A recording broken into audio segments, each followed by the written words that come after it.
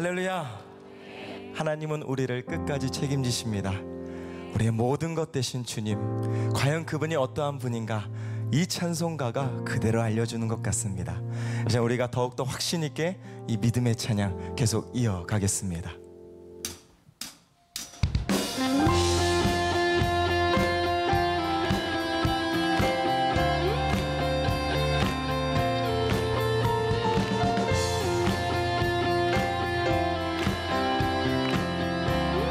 함께 고백합니다.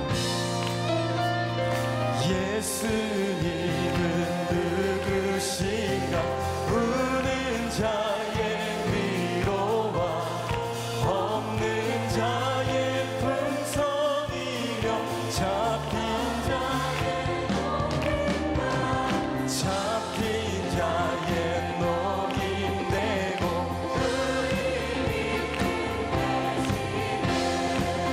예수님은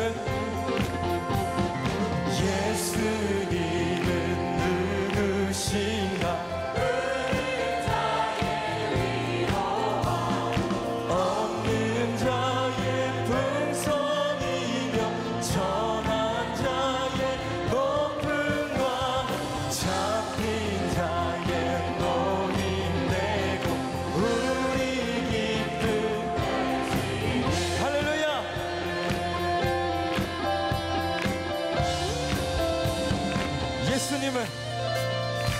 예수님은 누구신가? 약한 자의 강함과 눈먼 자의 빛이시며 병든 자의 고침과 쓰는 자의 부활. 아멘. 우리가 더욱 소리 높여 예수님은 누구신가? 온 교회의 머리와 온 세상을 구주시며 모든 왕의 왕이요 심판하실 주님 되고 우리 영광 되시네. 우리 삶의 모든 필요를 채우신 하나님, 그 살아계신 주 앞에 다시 한번 큰 감사의 박수 올려드립니다.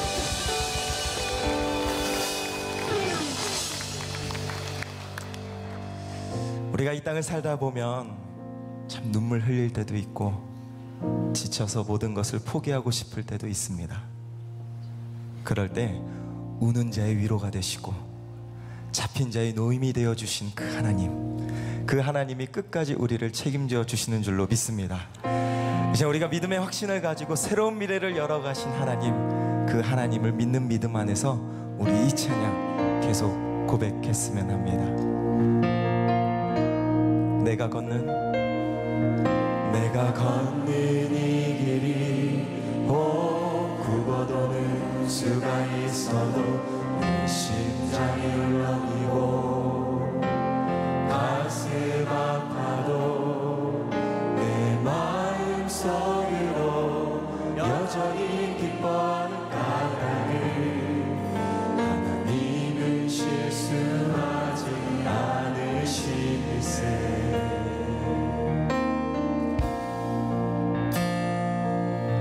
내가 세운 계획이 빗나갈지 모르며 나의 희망 덧없이 쓰러질 수 있지만 나 여전히 인도하시는 주님을 신뢰하는 까닭을 주께서 내가 가야 할 길을 잘하시세.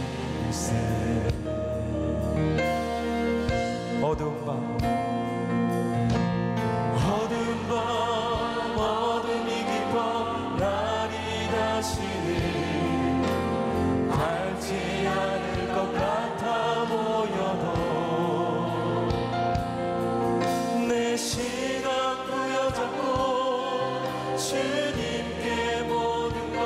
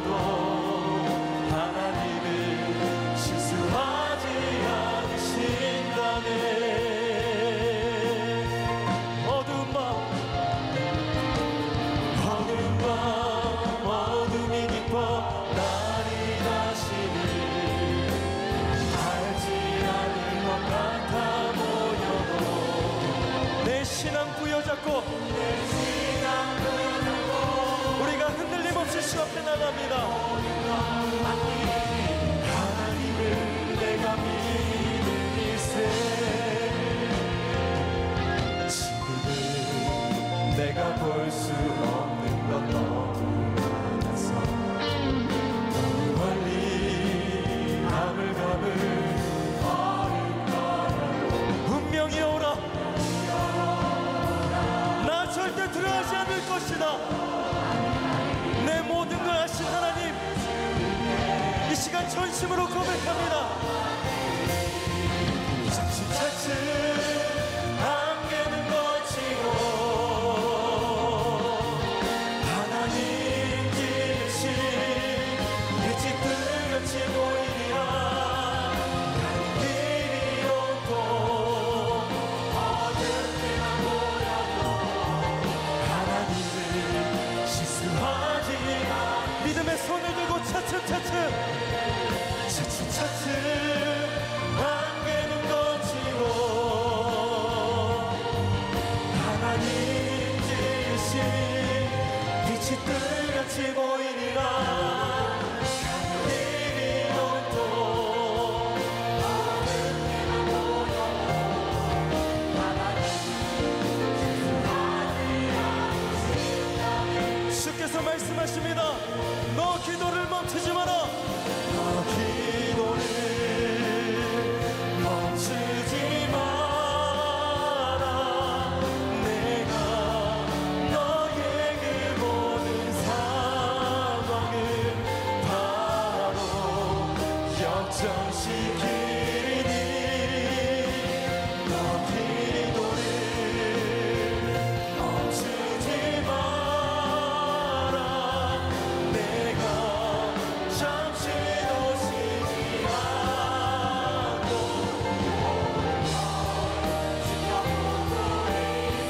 두 손 높이 들고 너 기도를 멈추지 마라. 내가 하나님께서 놀랍게 역사하실 것입니다. 믿음으로 선포하십시오. 너 기도를 멈추지 마라. 내가 잠시도 쉬지 않고 모든 걸 지켜보고 있으니 바로 역전되리라. 바로 역전되리라. 이 시간 함께 주실 말씀 기대하며 전심으로 기도하며 나아갑니다. 이번 주에 우리 공주 장로님들과 또 우리 세종 공주에 있는 목사님들 몇 분이 싱가포르에 갔습니다. 싱가포르의 뉴 크리에이션 처치 하고 또 몇 교회를 탐방하도록 제가 보냈는데요. 혁신적이고 또 건강한 교회로 부흥하는 교회들을 탐방하면서 저는 우리 교회 리더들의 수준이 좀 높아졌으면 좋겠다, 또 영성이 깊어졌으면 좋겠다라고 하는 기대가 있습니다.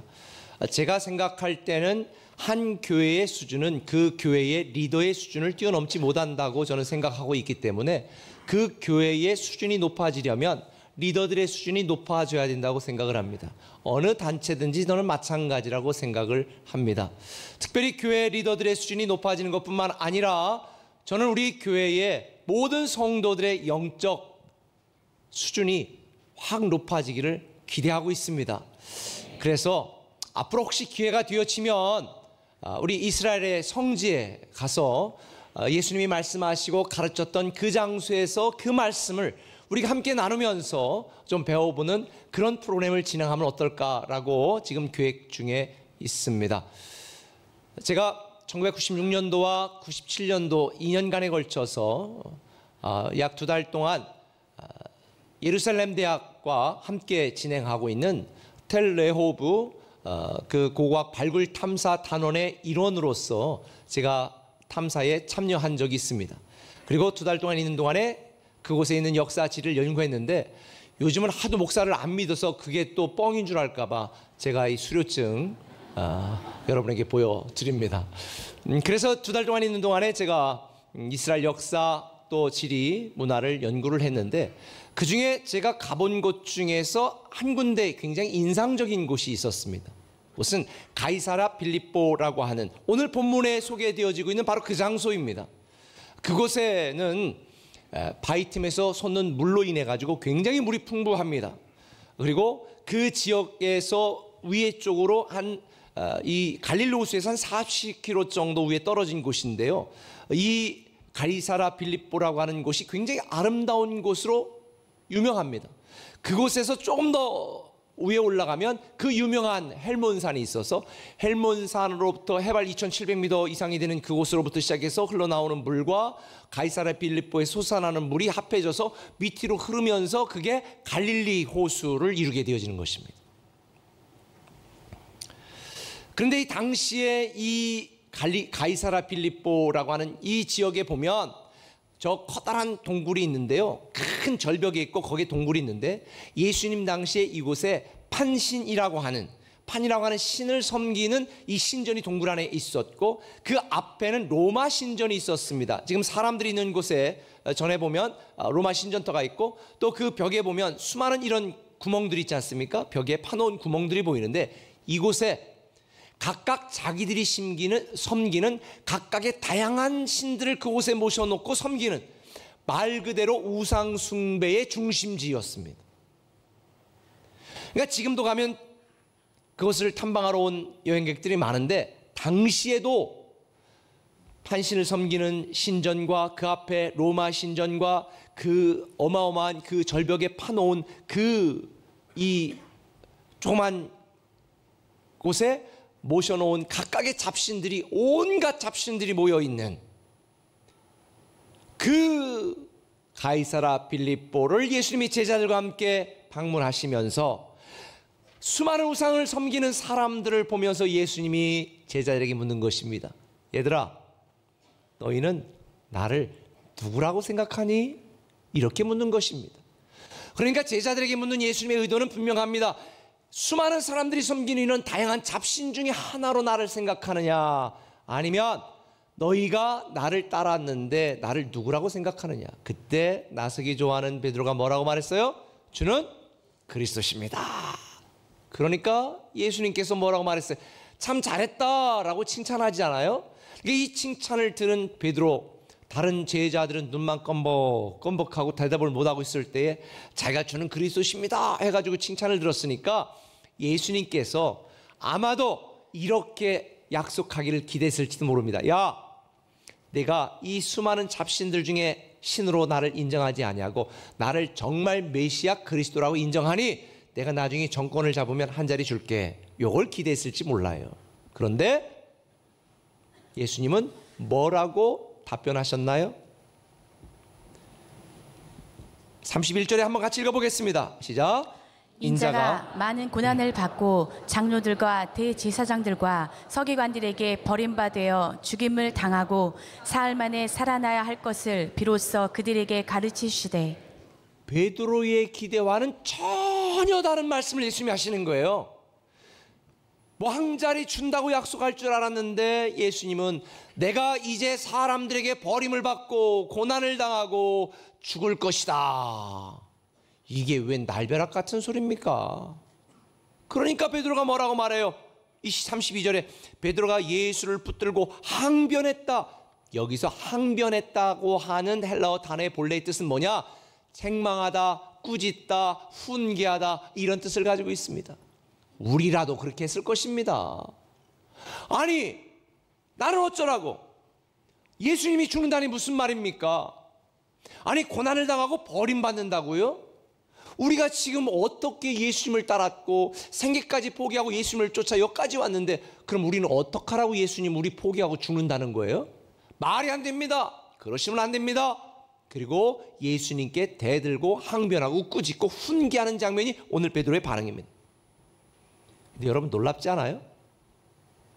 예수님을 그리스도라고 구원자라고 메시아라고 지금 방금 고백해놓고 그러면 안 되죠. 그러면 안 돼요. 지금 잘못하고 있는 겁니다. 그러면 안 돼요 라고 예수님을 꾸짖고 훈계하고 있는 모습, 어이상실입니다. 그런데 오늘날 성도들 중에 수많은 사람들이 이런 식으로 주님을 섬기고 있습니다. 우리가 지금 방금 찬양한 것처럼 주는 그리스도시요, 예수님의 이름을 높입니다 라고 고백해놓고 기도할 때는 하나님 대체 지금 뭐 하시는 겁니까? 저 이번에 승진에 누락됐어요. 사업하는데 사업이 잘 안 되잖아요.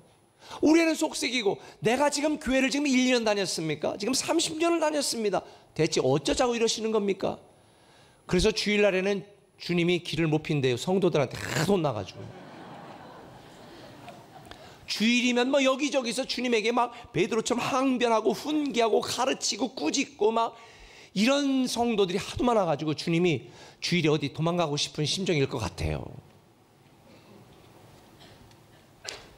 여러분, 요즘 성도들이 예수님을 그리스도라고 믿으면서도 사실은 자기 판단, 자기 계획, 자기 주장을 가지고 주님을 가르치고 훈계하려 드는 분들이 참 많습니다.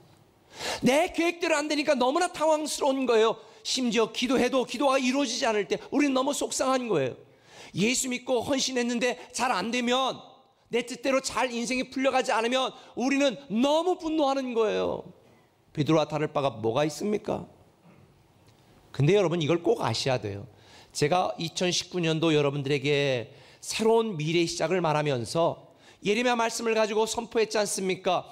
우리에 대한 하나님의 생각은 재앙이 아니라 평안이고 기쁨이고 우리에게 새로운 미래를 주시려는 것이다. 할렐루야. 하나님은 우리를 괴롭히려고 우리를 구원한 게 아니라 우리를 축복하고 우리가 기대하는 그 이상의 놀라운 새로운 미래를 주시려고 우리를 구원한 줄 믿으시면 아멘. 그래서 우리는 예수님이 누군지를 바로 알고 믿어야 되는 거예요. 여러분에게 질문해 볼게요. 여러분이 믿는 예수님은 어떤 분이십니까? 오늘날 많은 사람들이 예수님을 믿으면서도 예수님을 알지 못해 예수님을 신뢰하지 않아. 2017년도에 기윤실 기독교 윤리실천 본부 운동에서 1000명의 사람들에게 설문조사했습니다. 교인들을 포함해서 교회를 신뢰하냐? 57%밖에는 교회를 신뢰하지 않는다는 거예요. 이게 오늘날 한국 기독교의 문제입니다. 여러분들 중에도 그 비율로 따지면 10명 중에 6명은 교회를 신뢰하지 않아. 그러면 오늘날의 비극이 뭘까요? 많은 사람들이 교회는 다니지만 목사를 신뢰하지 않고 교회를 신뢰하지 않고, 많은 사람이 예수를 믿지만 예수 그리스도를 신뢰하지 않아. 가정이 깨어지는 이유, 의부증, 의처증이 얼마나 심각한 줄 아세요? 오늘날 성도들이 새로운 미래를 경험하지 못하는 이유는 많은 성도들이 교회를, 예수를, 목사를 신뢰하지 않아. 복음을 믿지 않아. 이게 비극이에요. 믿지 않는 사람은 10.7%밖에는 교회를 신뢰하지 않습니다. 그러니 복음 전도가 될 이유가 있습니까? 그래서 우리 교회가 착한 교회를 추구하는 이유가 바로 여기 있는 것입니다.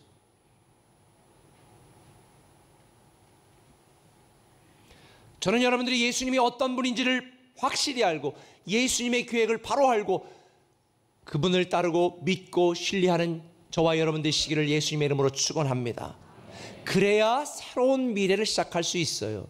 새로운 미래가 시작되어지는 착한 인생으로 살기를 원한다면 우리가 기억해야 될 말씀이 있습니다. 한번 따라합시다. 나를 향한 하나님의 드림에서 착한 인생은 시작된다. 착한 인생은요, 나를 향한 하나님의 드림에서부터 시작하는 거예요. 내 능력에서 시작되는 게 아닙니다. 내 계획에서 시작되는 게 아닙니다. 내 열심에서 시작되는 게 아닙니다. 나를 향한 하나님의 드림에서 착한 인생, 새로운 미래는 시작돼요. 여기에서 제가 말하는 드림이라고 하는 것은 영어 의미입니다. 드림, 꿈, 비전, 계획, 이걸 말하는 것입니다. 다시 말하면 우리에 대한 하나님의 꿈, 하나님의 계획, 하나님의 기대를 받아들일 때에 비로소 새로운 미래가 시작된다는 거예요. 좀 전에 설명드린 것처럼 오늘 본문에서 베드로는 예수님 그렇게 하면 안 됩니다 라고 항변을 했습니다. 이렇게 싸가지 없는 베드로에게 예수님이 책망하십니다. 33절에 같이 읽어볼까요? 예수께서 돌이키사 제자들을 보시며 베드로를 꾸짖어 이르시되 사탄아 내 뒤로 물러가라. 내가 하나님의 일을 생각하지 아니하고 도리어 사람의 일을 생각하는도다. 사실 사람이 사람의 일을 생각하는 것은 당연합니다. 그러나 우리는 왕의 자녀, 하나님의 자녀이기 때문에 하나님의 일을 생각해야 되는 줄 믿으시길 바랍니다. 우리를 향한 하나님의 위대한 드림, 우리를 향한 하나님의 위대한 계획, 우리를 향한 하나님의 위대한 미래를 기대할 때에, 신뢰할 때에 우리에게 새로운 미래가 시작되는 것입니다. 만약 제가 목사가 아니고 교회를 안 다녔던 사람이었다면, 가정을 해서 이 세상의 종교 중에 하나를 딱 선택하라 그런다면 저는 무조건 기독교 선택합니다. 왜 그러냐? 이 세상에는 모든 신들은요, 자기를 섬기는 사람들에게 희생을 강요합니다. 우리나라도 오래전에 발굴된 고고학적 발굴에 보면 인신공양, 아이들을 잡아서 바치는 인신공양의 흔적도 발견됐다는 기사를 제가 보았습니다. 예수님 때도 그렇고 예수님 당시에도 자기의 자녀를 내어드린다라고 하는 말은 자녀들을 잡아 죽이는 인신공양을 말하는 것입니다. 그래서 하나님이 제일 싫어했던 가나안 민족들의 제사 방법이 하나가 인신공양이었습니다. 이 세상에는 모든 신들은 섬기는 신도들에게 희생을 요구합니다. 그런데 오직 기독교만 섬기는 하나님이 사람을 위해 희생하셨습니다. 십자가를 지고 죽으셨습니다. 저는 이 놀라운 우리에 대한 하나님의 사랑이 바로 복음이고, 이 하나님의 드림, 이 하나님의 계획을 믿지 않을 수가 없는 거예요. 우리를 위하여 자기 아들 독생자 예수 그리스도까지 주셨는데 왜 못 믿습니까? 왜 신뢰하지 않습니까? 왜 따르지 않습니까? 우리는 우리에 대한 이런 하나님의 드림을 받아들이고 믿고 신뢰함으로 우리에게 새로운 미래가 시작되는 것을 믿으시길 바랍니다. 주님은 이 세상에 오시면서 이렇게 선포했습니다. 가난한 자에게 복음을 전하게 하시려고 나를 보내사 포로된 자에게 자유를, 눈먼 자에게 다시 보게 함을, 눌린 자에게 자유롭게 함을, 내가 은혜의 해를 선포하러 왔다. 이게 하나님의 빅픽처입니다. 하나님의 큰 그림입니다. 이 땅에 있는 모든 사람들이 자유를 누리고 하나님 안에서 기쁨과 평안을 누리게 하는 것, 생명을 얻게 하는 것, 이것이 우리에 대한 세상에 대한 하나님의 빅픽처, 하나님의 드림입니다. 그런데 우리는 살면서 내가 당장 먹고 사는 내 현실의 조그만 디테일 하나를 가지고 하나님이 못했다, 안 된다, 틀렸다, 문제다, 불평하고 원망하는 것입니다. 여러분이 새로운 미래를 경험하기를 원한다면 하나님의 빅픽처, 여러분을 향한 하나님의 드림을 신뢰하고 믿으시길 바랍니다. 할렐루야. 새로운 미래는 나를 향한 하나님의 드림에서부터 시작됩니다. 그래서 하나님의 일을 생각하지 아니하고 자기 이기적인 자기 욕심, 사람의 일만 생각했던 베드로에게 주님이 뭐라고 말합니까? 사탄아, 내 뒤로 물러가라. 사탄아, 내 뒤로 물러가라. 내 뒤로 물러가라는 것은 예수님보다 앞서지 말라는 것입니다. 오늘날 성도들에게 가장 큰 문제가 뭔지 아십니까? 하나님보다 앞서가는 것입니다. 당장 내가 이해되지 않고 당장 내 상황이 어려워도 우리 앞서가시는 예수님 뒤를 따라가야 됩니다. 우리를 향한 하나님의 드림 빅픽처를 믿고 기다리고 인내해야 되는 것입니다. 특별히 이건 새가족들에게만 해당하는 것이 아닙니다. 교회를 오래 다닌 분들이나 교회 중직들에게는 더 해당하는 말입니다. 저는 로마서를 읽으면서 로마서 1장 15절 말씀을 보았습니다. 그러므로 나는 할 수 있는 대로 로마에 있는 너희에게도 복음 전하기를 원하노라. 사도 바울이 로마 교회에게 지금 보내는 편지인데 로마에 가서 할 수 있는 대로 복음을 전하기를 원한다는 거예요. 저는 그래서 로마 교회는 이 복음도 듣지 못하고 예수 믿는 사람도 많이 없는 줄 알았어요.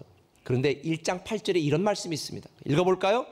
먼저 내가 예수 그리스도로 말미암아 너희 모든 사람에 관하여 내 하나님께 감사함은 너희 믿음이 온 세상에 전파됨이로다. 이미 로마 교회 안에는 믿음이 좋아서 그 믿음이 온 세상에 전파될 정도로 훌륭한 사람들이 많았습니다. 그런데 왜 바로 이어 15절에 나는 로마에 가서 할 수 있는 대로 복음을 전했으면 좋겠다라고 말할까요? 오늘날 교회 안에 하나님을 믿고 오래 신앙생활한 사람들 중에 조금 안다고, 베드로처럼 주는 그리스도시요 안다고 사실은 모르면서 자기 고집, 자기 생각, 자기 판단으로 하나님을 평가하고 신앙생활하는 분들이 많다는 거죠. 여러분, 목사를 힘들게 하는 사람이 새가족일까요? 교회 중직일까요?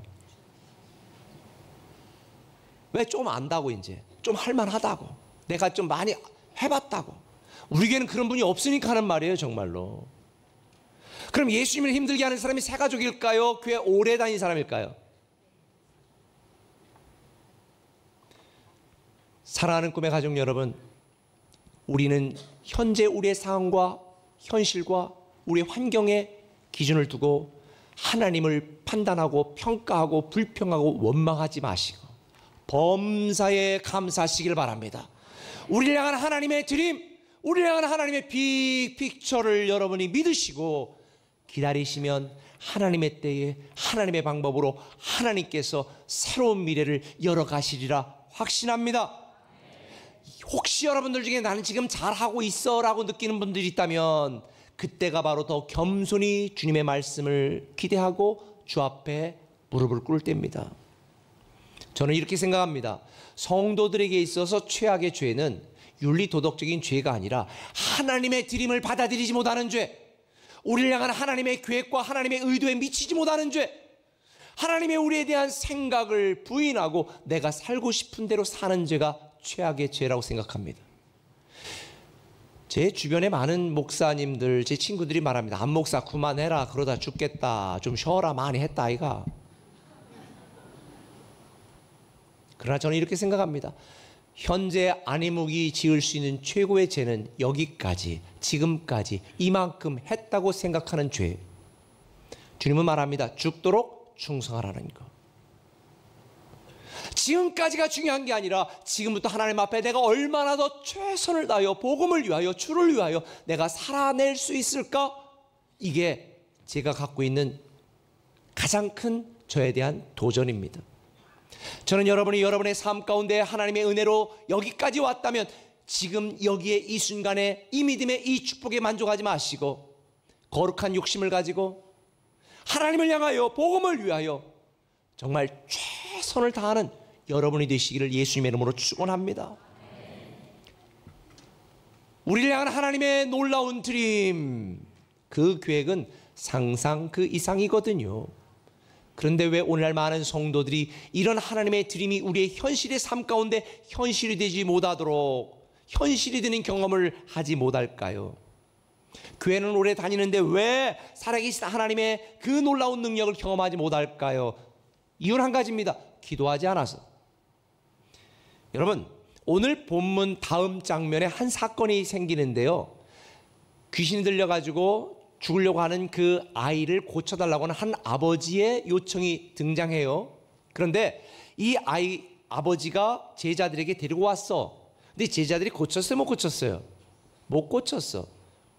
그러니까 제자들이 이게 어쩐 일인가? 사실은 제자들이 그때 처음 못 고친 게 아니라 그 이 아이 사건 전에도 이미 많은 예수님의 명령을 받아가지고 둘씩 다니면서 병든 자도 고치고 제자들 귀신 들린 자도 쫓아내고 그랬어. 근데 지금은 못하고 있단 말이에요. 그래서 성경에 보니까 사람들과 변론하고 있었다, 변명하고 있었다 이렇게 말해. 그러니까 저녁 때쯤에 우리 교회로 말하면 목장 모임을 한 거야. 목장 모임. 그러니까 28절에 집에 들어가심에 그날 저녁에 제자들이 조용히 묻자오되 우리는 어찌하여 능히 그 귀신을 쫓아내지 못하였나이까. 우리 충청도 버전으로 말하면 예수님에게 주님, 오늘 낮에 쪽팔려 죽을 뻔했슈. 우리는 왜 못했슈? 이렇게 묻는 거예요 지금. 그러니까 예수님이 뭐라고 답변했습니까? 29절에 이르시되 기도 외에 다른 것으로는 이런 종류가 나갈 수가 없다. 기도 외에는 기도 외에는 이런 종류의 능력이 나갈 수가 없다라고 딱 명쾌하게 답변해 주신 거예요. 여러분, 기도가 뭘까요? 기도는 내 능력이 아니라 하나님의 능력으로만 가능하다는 걸 인정하는 거예요. 기도는요, 내 계획이 아니라 하나님의 일하심을 기대하는 거예요. 만일 여러분들이 지금 기도하지 않는다는 것은 여러분은 지금 교만한 거예요. 내 실력, 내 지식, 내 능력, 내 학벌로 여기까지 왔다고 지금 여러분은 교만해 있는 거예요. 그런데 주님은 말합니다. 선줄로 생각하는 자는 넘어질까 조심해라. 내가 잘 되고 있다면 우리는 더 기도해야 되는 것입니다. 내가 안 되고 있다면 더 기도해야 되는 것입니다. 왜? 나를 도우시고 나를 사랑하시는 하나님의 능력으로만 가능하기 때문에. 그래서 저는 부활절 전에 올해 이제 40일 동안 기적을 만드는 40일 특별 기도회를 하려고 합니다. 왜? 우리가 다시 복음 앞에, 다시 하나님 앞에 무릎을 꿇고 간절한 기도를 드림으로 우리를 위해 이미 예비하신 새로운 미래가 시작되도록, 할렐루야, 이미 시작된 새로운 미래가 저와 여러분에게 현실이 되도록 저는 여러분들이 간절한 기도자가 되기를 예수님의 이름으로 축원합니다. 한 걸음 더 나가서 나를 향한 하나님의 드림으로부터 새로운 미래가 시작된다면 새로운 미래의 완성, 착한 인생은 어떻게 이루어지는가 한번 따라합시다. 주를 위해 하나님께 드림으로 완성된다. 주를 위해 나를 하나님께 드림으로 완성되는 거예요. 나에 대한 하나님의 드림은 나를 하나님께 드림으로 완성되는 것입니다. 오늘 본문에 보면 예수님께서는 이렇게 말씀하세요. 같이 읽을까요? 무리와 제자들을 불러 이르시되 누구든지 나를 따라오려거든 자기를 부인하고 자기 십자가를 지고 나를 따를 것이니라. 솔직히 이 말씀 안 부담스러운 분 계세요? 자기를 부인하고 자기 십자가를 지라. 십자가는 가장 비극적인 죽음의 형틀이거든요. 자기 십자가 지라는 건 다 죽어라 이 소리예요. 이 말씀이 안 부담스러운 분은 아마 없을 거예요. 부담스러워요. 그런데 이 말씀은 축복입니다. 왜? 바로 이어서 35절에 주님이 뭐라고 말했어요? 같이 읽어볼까요? 누구든지 자기 목숨을 구원하고자 하면 잃을 것이요 누구든지 나와 복음을 위하여 자기 목숨을 잃으면 구원하리라. 나와 복음을 위하여 자기 목숨을 잃으면, 다시 말하면 주님을 위하여, 복음을 위하여 우리 존재를, 우리 시간을, 우리의 물질을, 우리의 자녀를, 내 인생 전부를 하나님께 드리면 새로운 미래가 시작된다는 거예요. 생명을 얻게 된다는 거예요. 할렐루야. 결국 죽어야 다시 사는 하나님 나라 법칙을 이야기하고 있는 거예요. 내 힘과 능력으로 최선을 다해 살아보지만 할 수 없어 절망했던 내가 죽고 모든 것이 가능한 주님과 더불어 다시 살아나는 것입니다. 애써도 할 수 없었던 무기력하고 무능력한 내가 죽고 나를 도우시고 능력이신 주님과 함께 다시 살아나는 것, 그것이 바로 새로운 미래가 완성되는 비결인 줄 믿으시길 바랍니다. 제가 대학 입학할 때에 체력장 했던 그 학번이거든요. 그래서 우리 때는 상대평가했어요. 그래가지고 체력장 점수가 20점이었는데 전교생 중에 2%는 20점, 4%는 19점. 근데 제가 19점을 받았어요. 왜냐하면 그때 우리 학교에는 야구 애들이 있어가지고 걔들은 못 이기겠더라고. 그래가지고 19점을 받았는데 이 상대평가를 해가지고 거기서 쭉 차이가 나는데, 그 체력장 평가를 할 때요, 저는 잘했으니까 느긋하게 뭐 이 턱걸이도 15개, 뭐 20개, 30개 너끈하게 했으니까.